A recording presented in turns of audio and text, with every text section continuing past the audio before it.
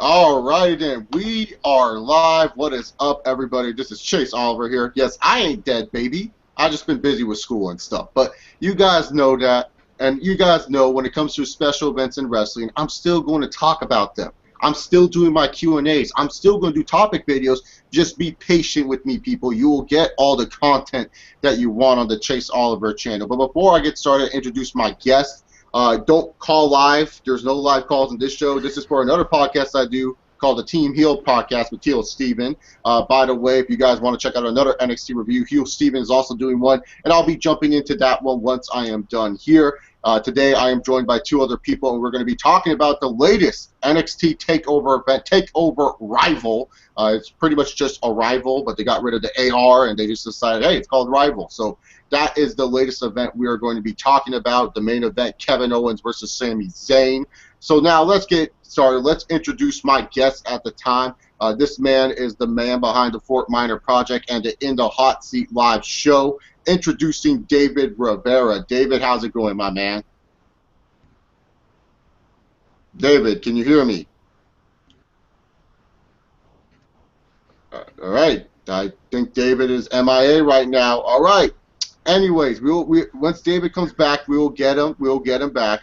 But right now, I'm going to also introduce someone who is a part of another show here on YouTube. Well, was a part of another show here on YouTube. I don't know what the situation is on that. But former Trio of Woe show member Jake Brightson.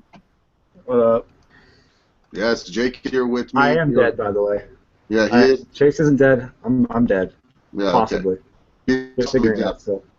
He comes back every once in a while for, you know, these NXT specials to talk about professional wrestling every once in a while. So, yeah, we're here to talk about the monumental event that was Takeover Rival. I'm going to keep calling it a rival, people. I'm sorry, but if that pisses you off, just deal with it. But we're here to talk about NXT Takeover Rival. We're also going to be taking in your questions. So in the comment section down below, leave your questions NXT related. Don't ask any WWE Fastlane questions or WWE questions in general. Just ask about these NXT talents and be original with these questions, people. Don't ask, like, who do you think is going to be on the main roster? Like, we can answer that for you like it's the back of our hands. Like, find originality in these questions. Ask questions about the matches that you saw tonight. You know, just be a little bit original for these. Hey, I got a question for you, though. Mm-hmm. Which of these guys on the card tonight, all these guys just on the card, is going to be the first one up? The best one up? Probably Balor. I think Balor right now is going to be the best one up. No, not the best one. The first one up, like the one that. The first one. Adrian, Neville's going to be the first one. It's Neville or Kalisto. Kalisto gets the upper hand just because he's luchador and they need more Mexicans in that company. That is true. Both those things are true. I agree with that. All right, David, are you back, my friend? Yes, I'm back. I'm sorry about that. I just had some internet connection issues. Yeah, don't worry. Internet sucks every once in a while. Like I said earlier, In the Hot Seat live member, David Rivera, the mastermind behind In the Hot Seat. David, how are you going, my friend? Doing good. Just a little tired from work, but it happens. All right, then. So now, let's talk about the NXT Takeover Rival events. First off, David, what were your thoughts about Takeover Rival overall? Overall, I tend to actually enjoy the ending part of the show more than the beginning, but overall, you know, these NXT Takeover shows really are exciting, so this one I enjoyed the ending more, most likely. Oh, yeah, I thought the ending to this one was just terrific. What about you, Jake? What did you think about the Takeover show overall? I mean, the ending was fantastic. There was a couple parts in the middle kind of lost me a little bit. Mm-hmm. The Baron Corbin match was kind of. Oh God, the deer in the headlights, Baron Corbin. Yeah, we'll talk about that bozo in a minute. Yeah, and the tag match just kind of, both those just kind of, I don't know, didn't leave anything sour, but I kind of checked out a little bit. If that makes sense. Yes, I completely agree with you. I didn't think this was the best Takeover show. I felt it was like a lot of the Takeover shows that I have seen, where it's like, you know, in the beginning it's kind of like, what the hell am I watching? And then near the end it just blows me away, like, oh fuck yeah, this is why I like this brand. So it was pretty much like most Takeover shows that I have seen in a while. My friend Prodigy from a long time ago is here. What's up, Prodigy? I hope you enjoyed the show.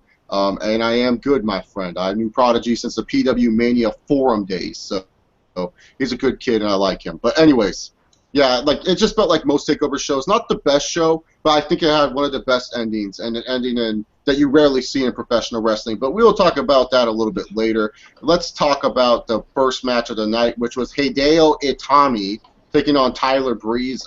Tyler Breeze almost rivaled with Finn Balor with entrance of the night. When he came out with that little foam hand holding his damn cell phone, I was laughing my ass off.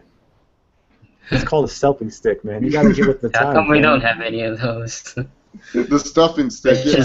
I definitely don't have a selfie stick over there or anything like that. Fucking selfie stick. I loved it, dude, where he was just all like holding it. And then the girl, when that girl jumped on him, I thought that was the funniest shit. And the way he sold it, where he was like, yeah, I know I'm good looking, and I don't give a fuck. And he just no-sold it. I was like, that's perfect. He didn't get pissed off. Because, like, most wrestlers, if a fan tries to interact with them, they get pissed off. Like, most other wrestlers, if a girl tries to do that to them, they'd be pissed off. But it's Tyler Breeze's character. That. He stayed in character. He was like, oh, I'm glad this bitch jumped on me. But, yeah, so we had Itami versus Breeze. This match wasn't anything special. It got better near the end. Once again, they tried to tease that Itami was going to hit the GTS. He's never going to hit it, guys. Sorry.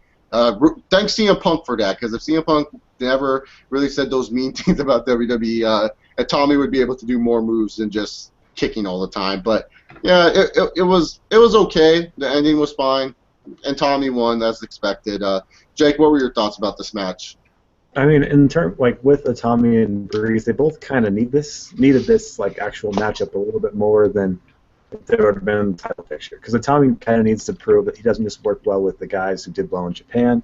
Pick somebody who's pretty much a WWE product in and of itself, in Tyler Breeze, and just say, all right, well, you guys have a WWE style match and go do that. And for Breeze, it kind of gives him a little bit more street cred, you know, like because he's over with the Smarks, which is a smaller part of the main crowd, but for NXT, it's a bigger part.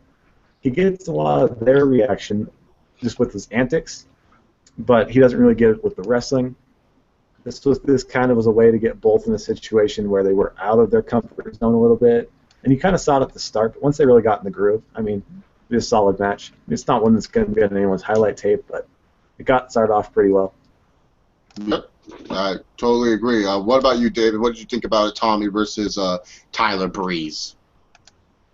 Yeah, it was a good match. I like that Hideo Itami actually was able to get the win, so that was actually really cool on that note. So I got out of that. It looks like Tyler Breeze is looking to make his way to getting the NXT title, so it's going to be interesting to see where that's going to go for him. We'll see. Yeah, I think like Itami and Breeze are not done. Sadly, Itami will be forced to feud with Breeze a little bit more. But let's just hope it's the last matchup, because like really, I feel bad for Tyler Breeze, because like he was getting this push when WWE was signing all these dudes, when like Itami was Kenta was being signed, and then Virgil Devitt got signed, and then Kevin Steen got signed. Like Tyler Breeze was getting his hot push during that time. And it was kind of like when they got these guys who are well known in the indies, and then here's Tyler Breeze, who kind of like was a nobody in FCW, and then like became a mainstay guy, and then changed his gimmick again.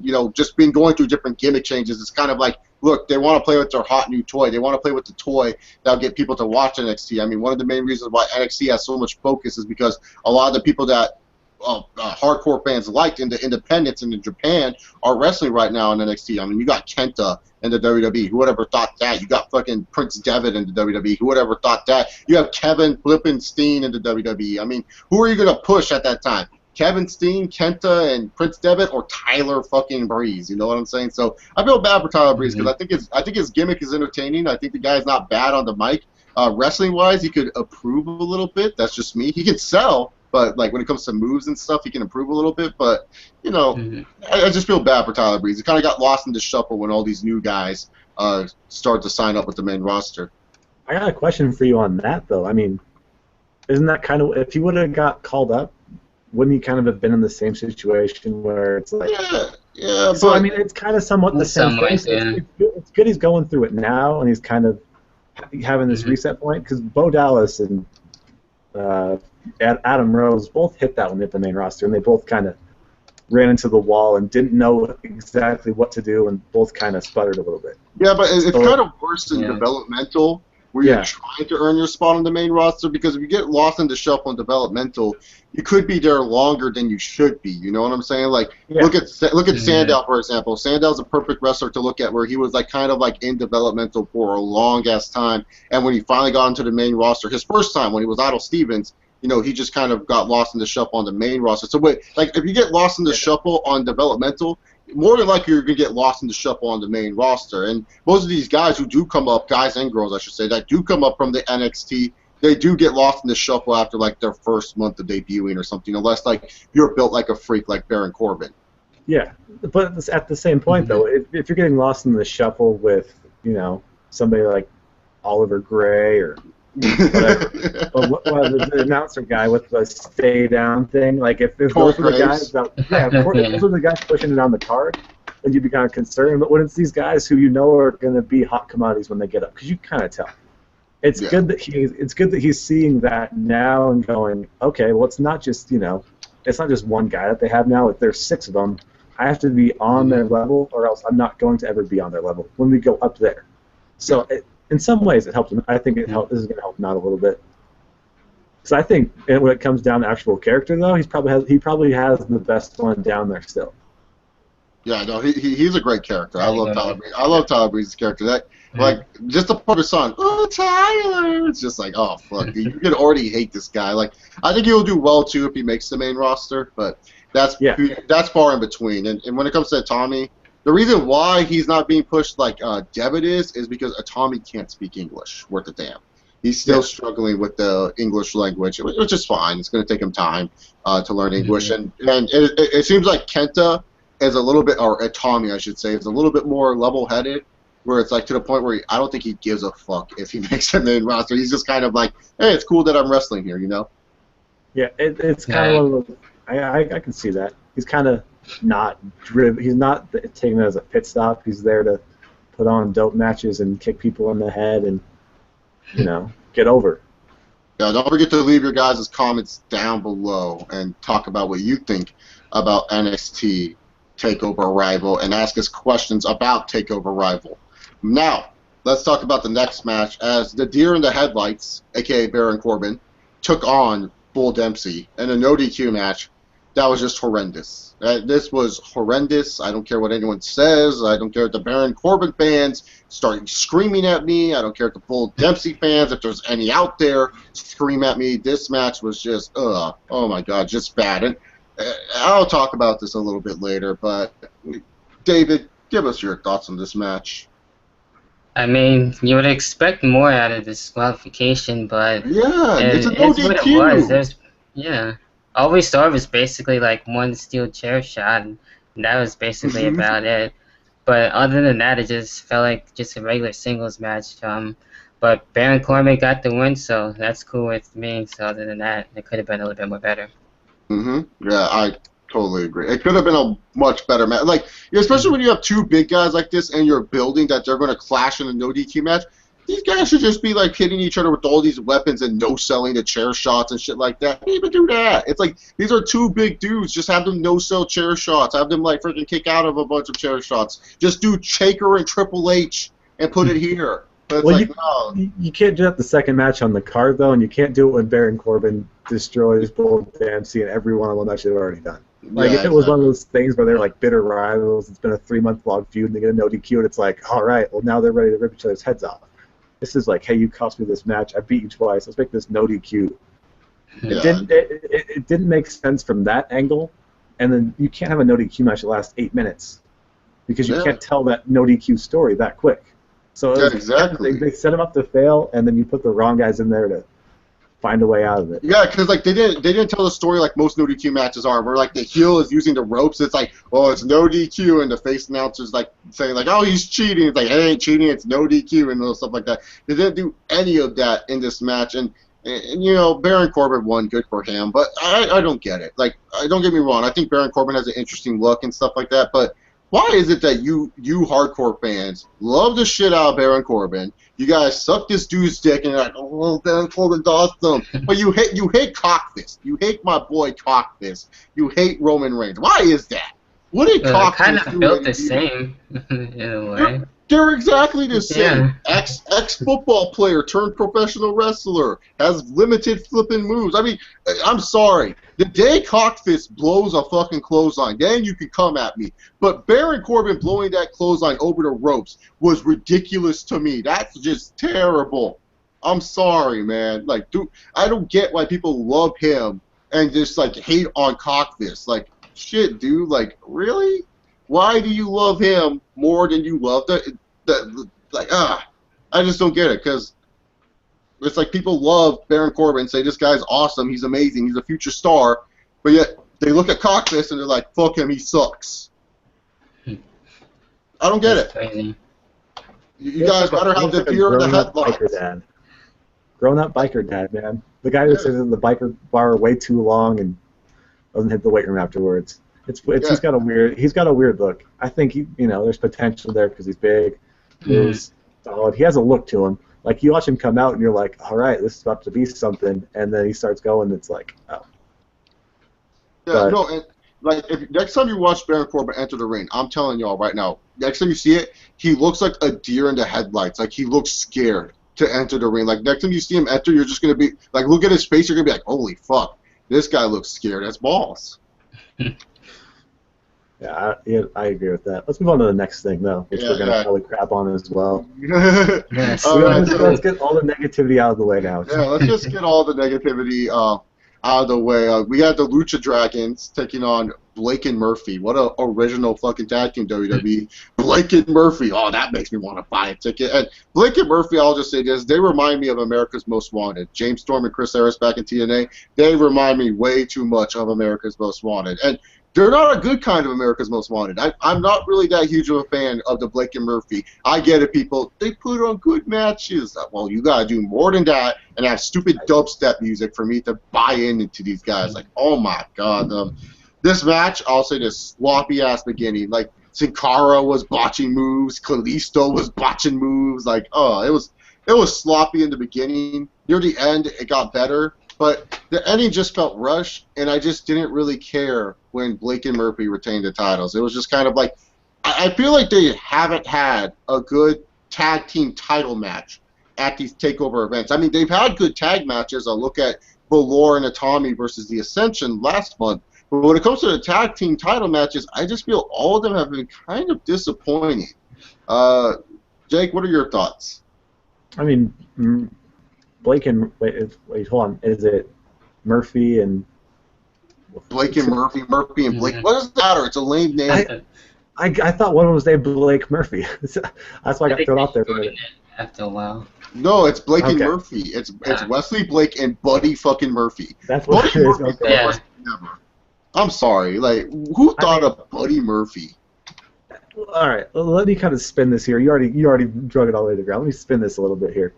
If we grade them on the WWE tag team curve, they're not super far behind the average mean area. They're a little bit on this side, but they're not down in the abyss. I mean, we've seen some junk. We've seen some non-existent things, you know. Mm-hmm. I mean, you take some guys who are, I don't know if they're inexperienced or not. I haven't seen a ton of them. They kind of lack a little bit there, but you kind of give them an opportunity to be on the card because they weren't going to be on there as singles guys. You kind of give them a little bit of a tag run, see what's going on. I don't think the long-term move is a Blake and Murphy tag team. That's going to be the tag team champions going into WrestleMania. But if you can get I hope not. I hope Blake Murphy never reached that point. Like that would be no. But if one of them ends up clicking well as a singles guy, or they click and be like a not like a scrub tag team, but one that's kind of somewhat in the picture, but not in the main picture when it's time to go. Not the worst thing. Sorry, not the worst thing in the world. But that being said, a little bit raw for my tastes. And the Lucha Dragons, I don't think they probably shouldn't run as a tag team much longer. I don't see them really as a tag team. They never really clicked. They have the gimmick, but they never really clicked in terms of the tag dynamic. I don't think Sin Cara is very good in the tag team. There was moments in there where he just started like was getting beat up, looked over at his tag partner and just stood in the middle of the ring. It was kind of like, I don't think you get this a little bit, but if you unleash him and Kalisto and one of the two of Blake and Murphy actually hits the singles guy, then you actually have a somewhat deeper roster and down the road. This is more of a down the road match. Ideally we want 2 hours of just bangers, but when you have the part in here and you know the main event's going to carry it, and you have a Divas match that's going to carry it, and you have a semi-main event that's going to carry it, you can throw this match on there and kind of hope for the best, and then have them swing for it, and when they botch a whole lot, tell them when they come through, next time it's not going to be worse. Hear that, guys? Jake is telling you, WrestleMania 36, Wesley Blake versus Buddy Murphy, tag team partners. Look out for it. Look out for it. The split happens. The split happens. It's as big as the Shield split. Oh God. But hey, will it be as big as when Beer Money split? Oh, it'll be bigger than when Beer Money splits. Wesley Blake and Buddy Murphy, that's going to be for the world title at WrestleMania 36. That's what I'm fucking making up. I wasn't a big TNA guy. Buddy Murphy will main event the pay-per-view. Buddy Murphy. Which one has the it factor, man? Which one has the it factor? It's Buddy Murphy. Buddy Murphy's the it factor. He's the fucking heel. He's everything. Because he's fucking Buddy Murphy. It's a terrible name. David, what are your thoughts on this tag team title match? Overall, it was pretty good. I mean, Murphy and Blake, they are improving. I will give it that. But it's going to be interesting to see who else is going to go against. So we'll probably see the Vaudevillains again and try and get up for tag team titles, which I think they should be able to get the tag titles, but that's just me. Yeah, I agree. I would totally spaced on that. I mean, these guys are the definition of a transitional champion. Because you couldn't do the Vaudevillains versus Ascension on the way out, so you had to have Blake and Murphy do it. Yeah. You have them look somewhat strong, so that way the Vaudevillains aren't buried. Good call, David. It could be for the Vaudevillains, or maybe Jason. Well, maybe Ty Dillinger and Jason Jordan are next to win the tag titles. Hey man, which one of those is Bobby Roode? Yeah, Ty Dillinger, duh, he's white. WWE's gonna push him before Jason Jordan. I almost forgot about that tag team. When's the Shoot Nation coming out? If you guys don't know, that's like Chad Gable's stable. It's like some amateur wrestling stable. I don't get it, but hey, they're gonna start as soon as Solomon Crow comes out, man. After this match, Wesley Blake and Buddy Murphy were celebrating their tag team title victory, and we got another vignette for Solomon Crow, and he's going to debut tomorrow for those that live in Florida and watching their NXT tapings there. But for us that have to wait for NXT next Wednesday, he's going to debut next Wednesday on NXT. It's about damn time. How long he's been in development? Like 2 years? He's been there for 11. So. He hasn't even debuted yet. He was doing house shows 2 years ago with the iPad, before they even had iPad minis. Just out there with an iPad pressing buttons and the lights were changing. About time. He was Watch Dogs before Watch Dogs ever came out. he was playing the game Watch Dogs before us. He had that Watch Dogs app downloaded and everything. Yeah, so Solomon Crow's coming out. I'm pretty sure a lot of fans are excited for that one because a lot of people have been waiting for this guy. I haven't followed Sami Callihan and the Indies. Just going to be honest with you guys, I don't know much about him. I've heard that he's a really good talent. I've saw some YouTube highlights of him, and he looks really good in the ring. So hopefully he turns out well in his NXT debut once he finally debuts on NXT next week. Hope he doesn't flop. Huh? That'd be sad. Hopefully not. Oh yeah, that would be terrible. Waits 2 years. Waits 2 years, goes out there and no reaction, drops the iPad. This goes, packs his bags and goes back to CZW. It's like, oh, had a good run. I had a good run. I just got injured a lot and I got paid for it, so I don't give a fuck. Alrighty then. Yeah. Now it's time to talk about the 3 matches that were really good. And the 3 matches I think a lot of people were excited about. The first match was the finals for the #1 contenders tournament for the NXT Championship. We had Finn Balor taking on Adrian Neville. Finn Balor's entrance was cool, but not as cool as it was. It felt a little bit rushed. I don't know why it felt rushed, but it did. And it didn't feel like he painted himself really well this time. It felt like he kind of rushed himself for the painting. But it was still a cool entrance. I like the body paint on Finn Balor. But it was Adrian Neville versus Finn Balor. The best pure wrestling match of the night for sure when it comes down to it. If you're looking for just a pure wrestling match, this is it right here between Finn Balor and Adrian Neville. A lot of false finishes, a lot of near falls, a lot of cool little counters, a lot of different type of moves that you rarely see from these two. So I like this match for, in-ring wise. Booking wise, there wasn't really a story told. It was just these two dudes going out there. Like, think if you're watching a TNA pay-per-view and it's the X Division title match. Pretend this was the X Division title match, because that's what this match was. It was the X Division title match. It was just a bunch of crazy moves that a lot of people enjoyed. I thought it was a great match between these two. Well, not as good as their New Japan match, if I'm going to be smarky here for a minute. Not as good as their New Japan match, but a great match nonetheless and fun to watch. David, your thoughts on this match?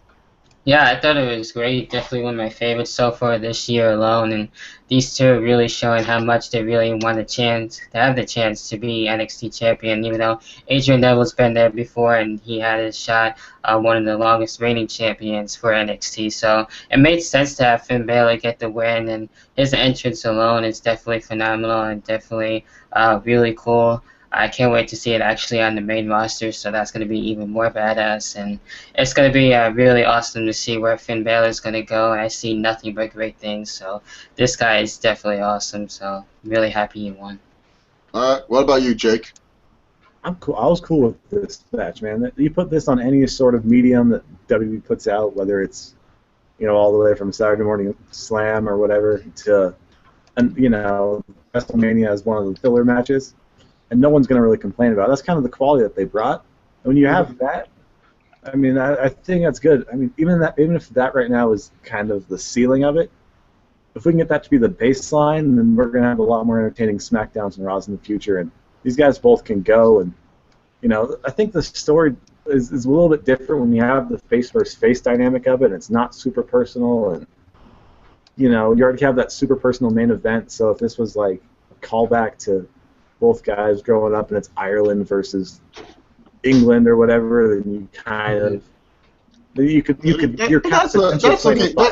that's looking too deep into it. This was just the X Division title match. This was just like, hey, go out there and freaking kick ass in the ring. This was your high pace cruiserweight style matchup. That's what this match really was. And that's not a bad thing. You always need that one type of match on the card where it's just like these dudes are going at it. I just hate it when cards are filled with those type of matches where it's just like, oh, it's just high pace, high pace, high pace. There's no slow point throughout the show. So, but yeah, this was a great match. Finn Balor won the NXT contendership for the title.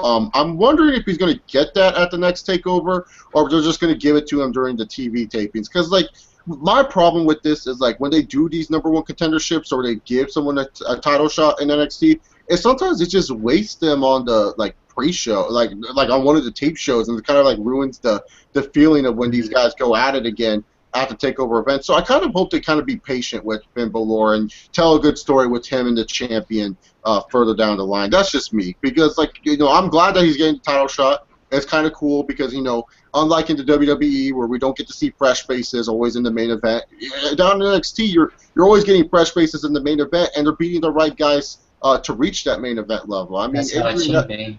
In today's WWE, it's to reach that level, it's you have to beat Randy Orton or Daniel Bryan. It's you can't freaking beat John Cena for it. John Cena will never lose. But here's Adrian Neville, who you can kind of compare at this moment of time the way he's booked. He's kind of like the John Cena of NXT, longest reigning champion and all that type of stuff, very established star. And he puts over a guy like Finn Balor and makes him look like $1 million.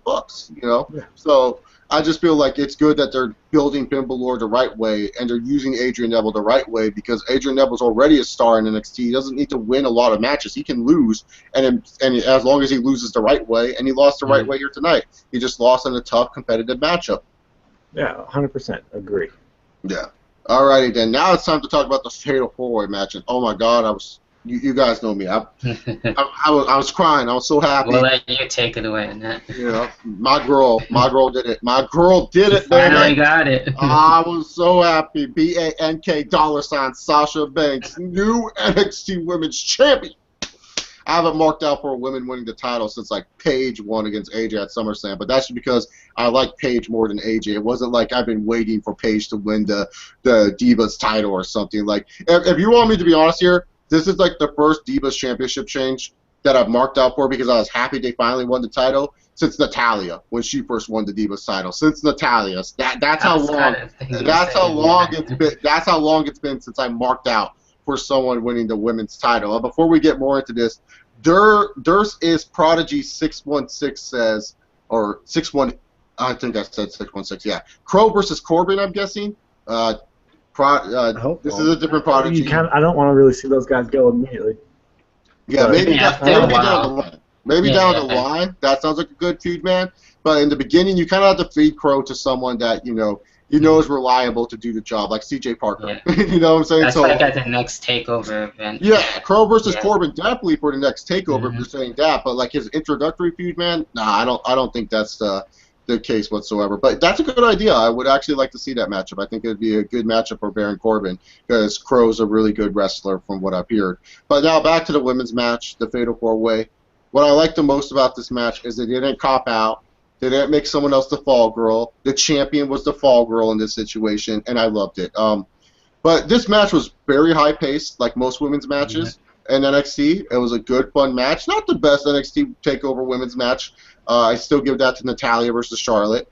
But this was just fun. This was just a fun match to watch. I'm probably biased towards this match because my favorite women's wrestler won the belt here. Just being honest here, I'm probably biased towards it just because of that. But other than that, I liked the match. I liked the ending. I liked the moves and the spots that I saw in this match. It kept me guessing, wondering who was going to win the title, which I like when it comes to Fatal 4-Ways. These women killed it. I don't understand how the WWE can't do this on the main roster, sit to themselves and tell them, like, fuck, you want these divas to get over and make us care about them? Book them like you do on NXT, man. Book them like you do on NXT. But yeah, my girl Sasha Banks, she's now the NXT Women's Champion. She didn't want to take the hug from Charlotte, which was good. She's keeping up the heel heat. She's not Ratchet, people. For all you fuckers out there calling her Ratchet, shut up. You would all love to be with a girl like Sasha Banks. Love you, Sasha. Hope you call me soon. You probably won't. This is not the number. Sasha, if you're watching, this is not the number to call me. You know, just tweet me. I'll give you the number. Okay, girl? And I get it. I know a lot of you guys are commenting already. Chase, she'll never call you. Well, stranger things have happened in life, friends. And maybe one day Sasha Banks will call me. Hashtag get Sasha to call Chase. But anyways, we're done talking about my girl. So happy she won. Love you, Sasha. You did it. So fucking happy. Jay, you take the floor on this one. I'm still marking out. I think you might have covered pretty much everything there. I mean, you saw some spots. You saw the suicide dive and the over the top rope and second rope belly to back, and saw. I think it was who was it? Was it Becky Lynch threw Sasha Banks, and it was kind of like one of those moments where it was like, oh, okay, I forgot women can do this, which it's kind of sad that we ever got to that point in women's wrestling. But this was a step in the right path for that. Big picture wise, NXT, Sasha Banks winning is going to probably be something that you could build a lot of diva storylines off of, and she can carry it for a while, and you can tell unique things because she actually has a really good character of it. You have this saga of Bayley, who found an edge and has a lot more diverse of a character now. It was a match that got all four over the way they needed to get over and told stories and built to where they could go different ways off of it. So the next time one of the people's music hits, instead of thinking, oh, okay, Becky Lynch, she's head back, we're going to move forward in our seat and be like, okay, wonder what direction they're going to go with this as, the more smarky parts and even the mark part of it. Chase marked out. No, I'll say this. When I have a wrestler that I like, which is rare nowadays, because there's some wrestlers like people want to be clear. These are wrestlers that I super duper like. Randy Orton, Roman Reigns, Dean Ambrose, Sasha Banks, Paige, Naomi. Fucking the list can go on and on of other wrestlers that I like that are good. Kalisto I like. I can name a lot of wrestlers currently that I like. But when it comes to a wrestler, and I've just been seeing them, and I've been behind her corner since day one. Like, I remember, I told the story a million times, I'm going to tell it again. I remember when Sasha Banks first debuted, she fought against Paige. And at that time, Paige was built up as like the next big thing. You know, like Paige was like one of the best women wrestlers that you've seen in a while. You know, her family's been wrestling forever. You know, and Sasha Banks came out to face Paige, and I was like, oh man, I feel bad for this little girl. She's just being fed right now. Like she ain't gonna make it. But then I saw that match, and she did good. And I like, she's already very beautiful. So I was already hooked. But when she could wrestle, I was like, damn, dude, this girl's going to be something. And she became something, and I was behind her for the longest time, man. Like I remember back when, in the summertime, I think, when they were doing that whole BFF feud, and, you know, it was Charlotte versus Summer. I was like, God damn, dude, where's my girl Sasha Banks? How come Sasha Banks is being thrown on the wayside? And there was like a point in time where I thought Sasha Banks would never make it to the NXT Women's title scene. I said, like, man, the way they're booking it, it just seems like Bayley's going to win. And I get a lot of people like Bayley, but she's not one of my favorites. I could give two shits if Bayley does something, in all honesty. Like, I was just hurt that, you know, Sasha Banks, someone that I've just been backing in the corner of, just was kind of being used on the wayside.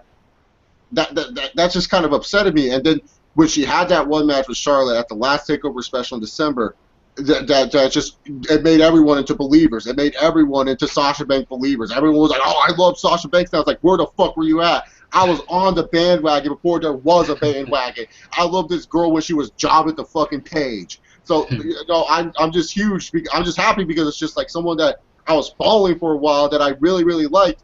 They made it. They reached the tipping point. It's just like when there's that one wrestler that is just like kind of by the wayside and just kind of like finally gets there, it's just like, damn, dude, I'm finally happy that they made it. You know what I'm saying? So that's why I'm extremely happy that Sasha Banks won, because it was just kind of like, it just seemed like, you know, forgotten. She was down in the dirt. She was not going to ever touch the title. And now she goes on and she's now the new NXT Women's Champion. So, I'm sorry, David. You go on and talk. And I know, Sasha, I'm sorry, guys. It's just my girl.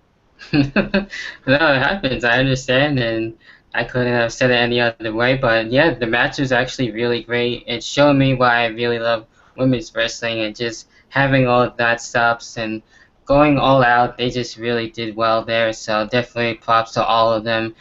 There's a lot of stuff now you can see for Sasha. She could go up against Bayley, even Becky Lynch too as well, so I'm sure that friendship will definitely take a different turn now, so that's going to be something to look forward for. Yeah. Also, Charlotte did a lot. Yeah, she did really well for the NXT Women's Championship, and I don't think she'll do bad at all too on the main roster. I think she's going to do well, so I see nothing but great things out of her. So as for Sasha, I'm definitely happy for her, and she's definitely come a long way, so definitely props to her. Yeah, I'm just happy. So let's move on before I get into Sasha Banks overload.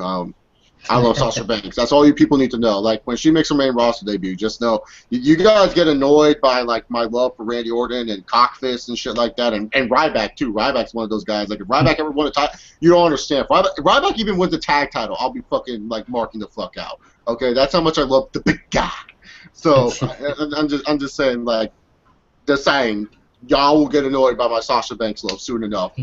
But anyways, I love the main event as much as I love Sasha Banks. Holy fucking shit. Holy fucking shit. We're talking about the NXT title match. First off, the video package, awesome. The way to introduce each other, awesome. In-ring wise, this match is not their best match. If you're looking for like the generico Sting matches of ROH, you ain't going to get it here. You're not going to get that in-ring wise. But booking wise, holy fucking shit. What? Beautiful. You couldn't have booked this any better, in my opinion. I mean, maybe tweak a little things, but shit, you booked this so fucking beautifully. I just, oh God, I can't even explain it right now. I just loved how it was booked. I loved the ending to this match, the way they fucking did it. I mean, just having where it's like Sami Zayn just fucking taking all this fucking punishment. You're like, come on, Zayn, just give it up, man. You don't need to prove yourself. And Sami Zayn is just fucking powerbomb after powerbomb. And the fans, like, they were saying, they're like, oh, well, how is he take it? Come on, Zayn, just call up the match. And Zayn, when Zayn kicked out of that second powerbomb in a row, it's like that was his third powerbomb overall in the match. I was like, holy fucking shit. Like, I even was like, oh, and I was lost in the moment. Nowadays, the WWE can't do that. The WWE can't do that nowadays, where they get me lost in the fucking moment. But I was lost in the fucking moment. I was lost in the moment of this damn match. That's how great booking wise it was. See, people don't understand the power of good booking. The power of good booking is where you can get lost in the moment. Kind of like when Sami Zayn won the title. That's getting lost in the moment type of deal. This was me getting lost in the moment throughout the entire fucking match. I was just like, oh my god, Sami really hurt. I took the smart mark cap off. I just put it to the side, and I was like concerned about Sami Zayn. Like I felt like I was a kid watching this shit again, saying, "No, Zayn, just quit, just quit." It was just amazing how it was booked, and then the ending, dude. Like I thought Kevin Owens got DQ'd. I was gonna be pissed off. I was gonna come here on YouTube and rant how stupid it was that Kevin Owens got DQ'd. He should have won the belt, but no, they gave Kevin Owens the fucking title. He freaking demolished Sami Zayn to the point where they gave him the title. And I was just like, oh, it's just beautiful. That's how you make Kevin Owens into a monster heel. That's how you make Sami Zayn into a sympathetic babyface. You make them show that they have faults. Because let's just be real here, people. This was John Cena. This was John Cena. After that 5th powerbomb that Kevin Owens gave to Sami Zayn, Cena has the legs. Cena has the legs. STF by Cena. STF by Cena. Is Owens going to quit? Is Owens going to quit? Kevin Owens head up. Boom, boom, boom, boom. Your time is up. My time is down. My time is down. It's a franchise boy. Down. Like John Cena would have won that match, and he would have still been NXT champion. But Sami Zayn didn't win. Sami Zayn lost. He got his ass knocked the fuck out by Kevin Owens, and it was just amazing how they booked this match. I got lost in the moment. Possibly one of my favorite booked matches in a long time. I can't think of a match that was as well booked as this one in a while. I had to go through the recording books to remember it, but definitely an amazing match that you guys should check out. Like I said, although respecting for what they did in Ring of Honor, doing all that crazy stuff, doing a lot of good in-ring moves, don't expect that here. This was a great booked match, and you can get absorbed and lost in the moment of this match. Anyways, David, take it away. Yeah, for a guy who's seen Kevin Owens for basically the first time, I've heard nothing but great things from him, especially from heel Steven. I know that's his boy and everything, so I know he's happy about that. But, you know, it actually showed that he definitely is another ass kicker, and he definitely knows how to take names, and he's there for a reason. And he wanted the NXT Championship. He got it.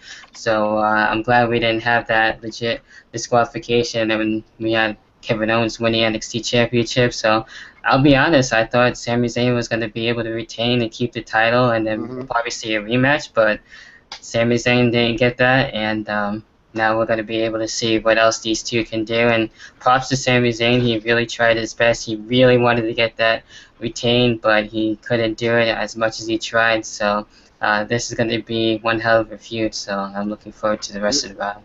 Yeah, exactly, because like what they did here was just made it where it's just like, hey, fuck, dude, like instead of having the most predictable ending where Zayn keeps the belt and we drag on the story even more, they're just like, fuck it. Yeah, and it makes sense. And this was KO, knockout. Let's go, Jake. What are your thoughts on this matchup? Well, the guy's name was Michael Ryan. He wrote on soundofsight.org a while back, right when El Generico was signed. I am El Generico's father, and kind of talk about the origin story. And even back then, it was early, 2013? Yeah. Right when I was going down, they kind of, there was a line in there I wanted to read, because I felt this back again, which is weird. I really want to look this up to find it. At its heart, wrestling is all about the Tinkerbell moment, that moment in Peter Pan when Tinkerbell lies dead, and the outraged audience shouts and claps and cheers, desperate to change the outcome. The best wrestling crowds are the ones who are united in the belief that if they believe hard enough, if they clap loud enough, if they shout hard enough, they can change the outcome.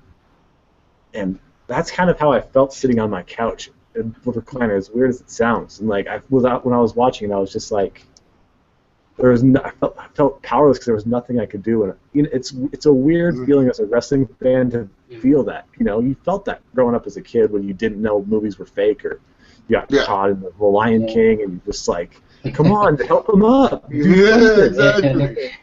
Like, come on, Simba's right there. Wake up. Like, but it's just, I think Sami Zayn might be the best pure babyface in all of wrestling right now. Oh, hell not just yeah. NXT, not just WWE. Agreed. You could throw in any promotion in the world, put anyone in there and say, you know what, you have 3 months to build a storyline. Sami Zayn's a babyface. you can take a heel out of a lineup and he can make him look good. Oh yeah, I could go there. I could go to NXT right now. Sami Zayn would make me the #1 heel in all of wrestling, dude.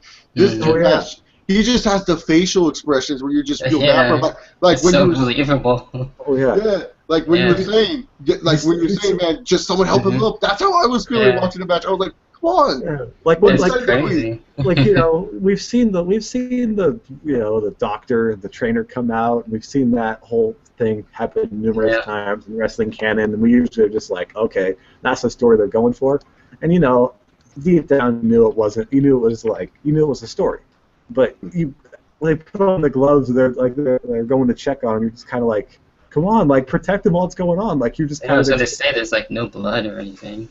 Yeah. Like he's just sitting there and he's selling it with his entire body language and everything, and I just got caught up in it,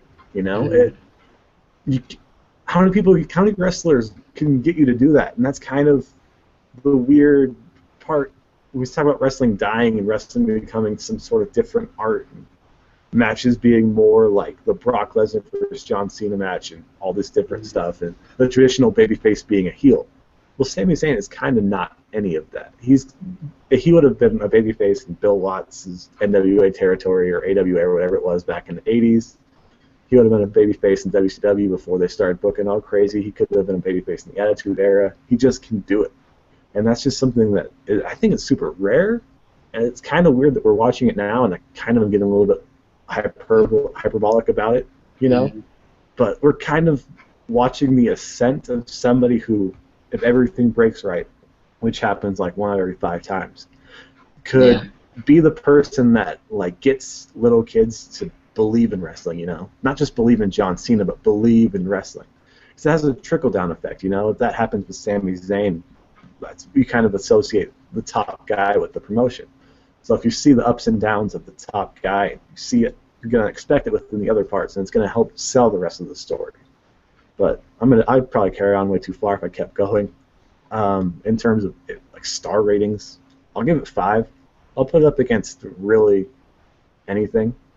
You look at the quintessential 5-star match, which is Taker versus Michaels, which is probably the match that was booked as good as this, if not, probably maybe a little bit better because the retirement storyline in there.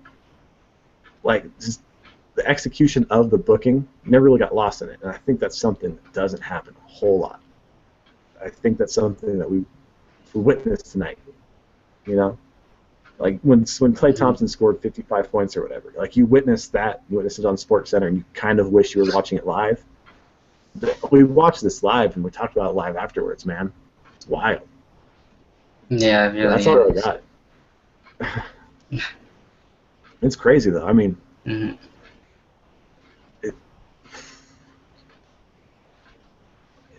Could Sami Zayn make a feud with like a Kane or a Big Show where we've seen it 1,000 times and the heel is played out, and the stories are played out of giant versus little guy? Could he even make that good? Because he might be able to. Judging by that, I'm sure he can make just about anybody look as good and just give you that emotion and everything.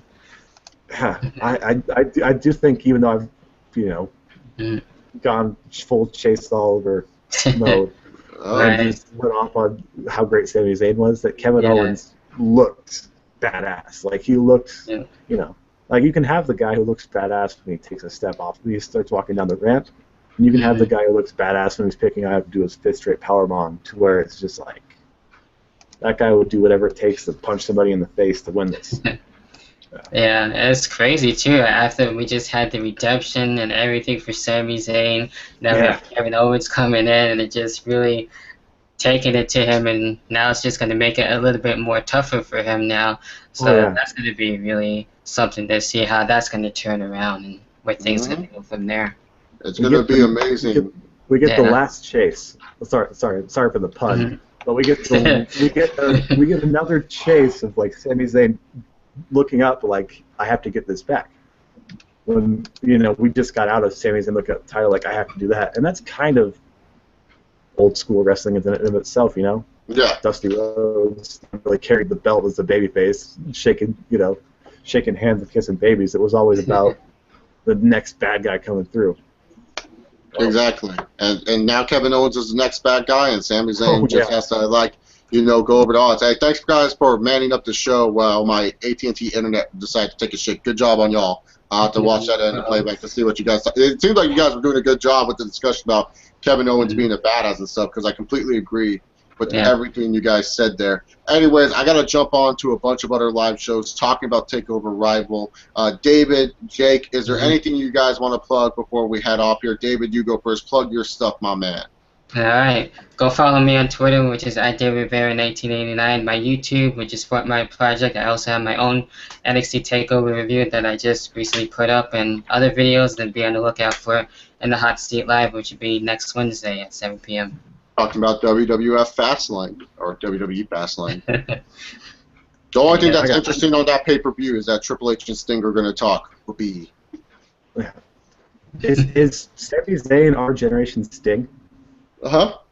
Like, because, I mean, this, like, is that going to be kind of the, I don't know how to say the... Well, it's a weird thing. Because, like, here's the difference. Here's the difference. Like, Sting was kind of like...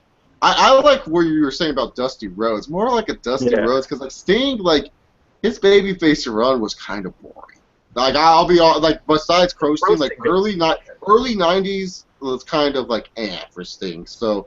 I wouldn't say he's like this generation Sting. More like maybe like a Dusty or something. Okay, fair. I got no plugs. I mean, you can follow @Football Savages if you enjoy quality football content, and also some not quality football content, because it's a good place for people to kind of throw things and see what sticks. Something that I'm pretty proud of. It's a project that I've been rolling with for a while. Okay. There's some stuff on there. I mean, there's some stuff that comes out on Football Savages that is as good as you're going to find anywhere else. And there's also some stuff that comes out where you're like, when this comes together for someone, it's going to be good. So @Football Savages, nothing spelled different, footballsavages.com. That's my plug for that, even though you just heard me talk about wrestling. Yeah. And then you guys can follow me on Twitter @ChaseOliver68. Also subscribe to this YouTube channel down below. I'll have my Q&A coming out soon for all you guys who send me in questions for that. And I'll have a topic videos. The topic videos I'm going to be talking about is how stupid it is that the WrestleMania main event will be changed. And maybe I'll talk about Seth Rollins showing off his small little penis to the world. So there you go. Maybe. Who knows? Anyways. Thank you, David. Thank you, Jake, for joining. I'll see you all next time for the next NXT event. Thank you all for watching this. Sorry that we're going to get to questions, but I'm a busy man, and I got to do business. Anyways, see you all next time. Peace. Peace.